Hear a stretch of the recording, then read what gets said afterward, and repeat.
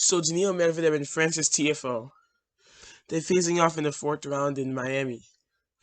So Medvedev, all credit to him because he had to fight through cramping when he played against Popper, and he beat him in a match that lasted almost 3 hours, and he had to fight through cramping to do it. He ended up doing it 7-6, 6-7, 6-4, but he had to fight through cramping. He was in pain, and he had to fight through it to be able to beat him. So all credit to him because he played well to be able to fight through it. And let's see if he can win this match today.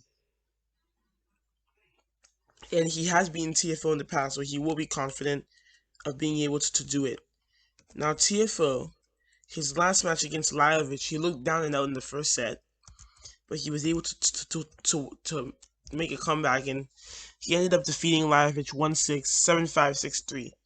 So it was a good match from Tiafoe, especially considering that, he had lost to Lajovic once, even though he beat him in Antwerp last year, and that he looked kind of down and out. And Lajovic, he's been playing well. He reached the fourth round in Australian Open. He's been playing pretty well this year, so it's been, what you call it, it's a good thing that Tiafoe was able to make that comeback. And he'll be confident because he's playing on home soil, so that may give him a little bit of motivation as well. Now, Medvedev and Tiafoe, they've met 3 times, I believe, and Medvedev leads the head-to-head 3-0. So, they played in Washington, and Medvedev won that one 6-2, 7-5.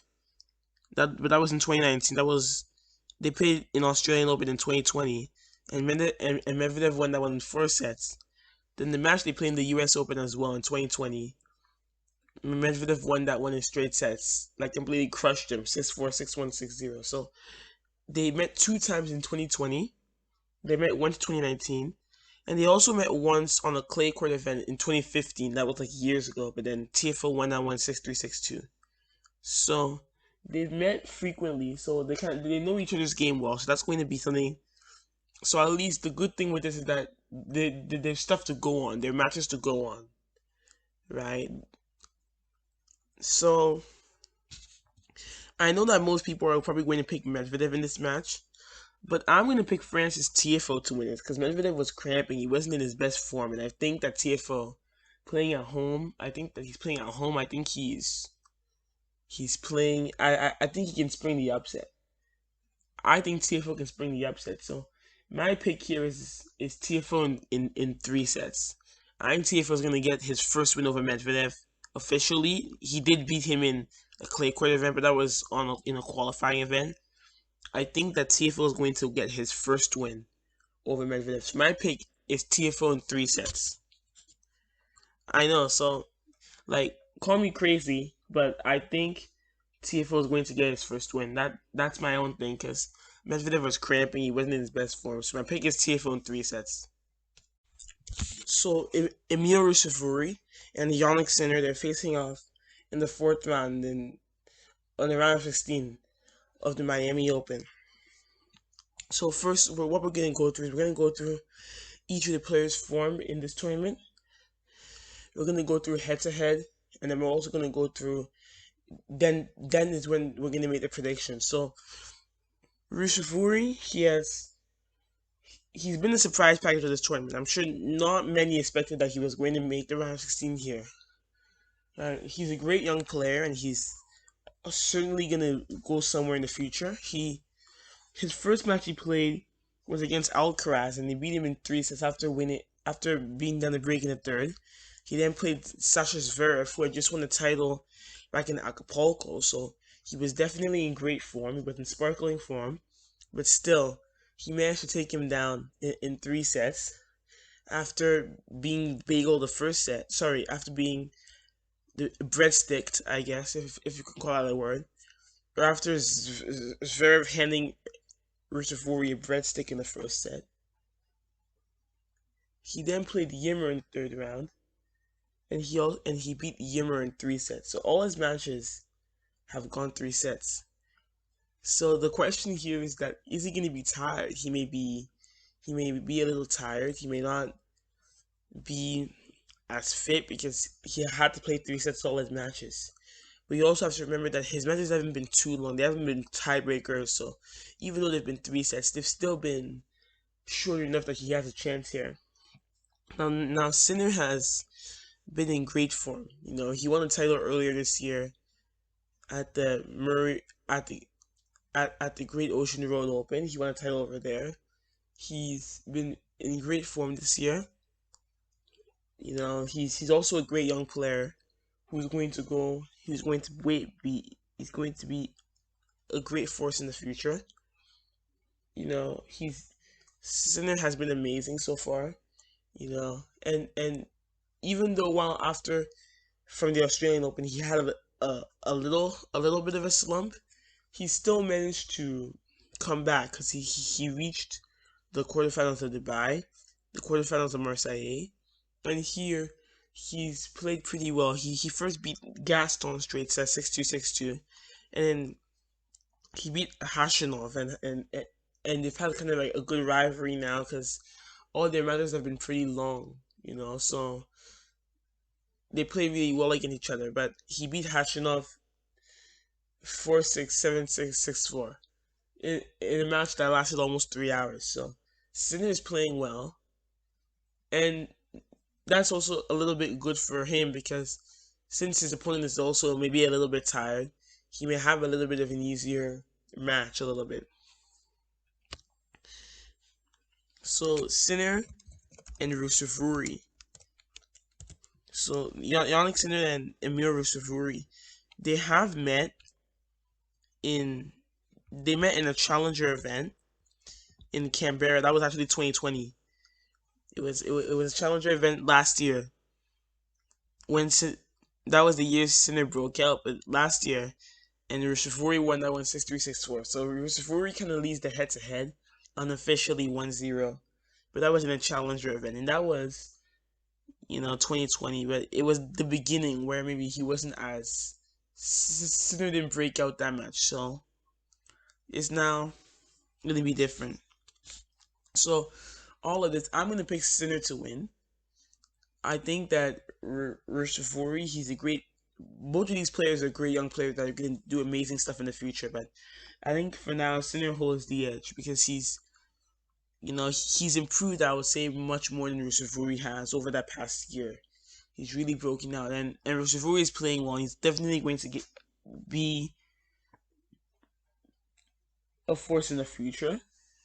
But for now, I think Sinner holds the edge. So because also Ruusuvuori may be tired a little bit. Sinner is maybe tired too, but he hasn't played as much matches either. So I'm gonna pick my pick here is I'm gonna pick Sinner to win this match, but I think he'll need 3 sets. I don't think it's gonna be a straight sets win for Sinner.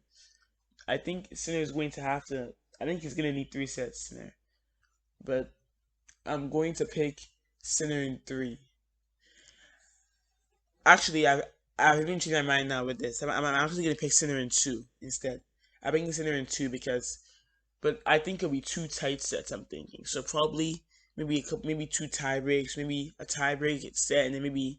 But I think it's gonna be Sinner in straight sets. But I think it's not gonna be easy. It's gonna be like tight sets, a couple tight sets. So Sinner in 2 sets. Sinner in straight sets is my prediction here. So John Isner and Roberto Bautista are good. They're facing off in the round of 16 in Miami in the 4th round. So let's start with John Isner. Let's start with talking about him. He hasn't really played so well this year. He's not the force he once was. He's aging, so uh, uh, nowadays he has to rely on his big serve to make it through. But then against players that are good returners, sometimes it doesn't help him. So he's not really doing as well as he once was. He's not the force he once was. He's aging. He's not able to run around as much, chase things down as much.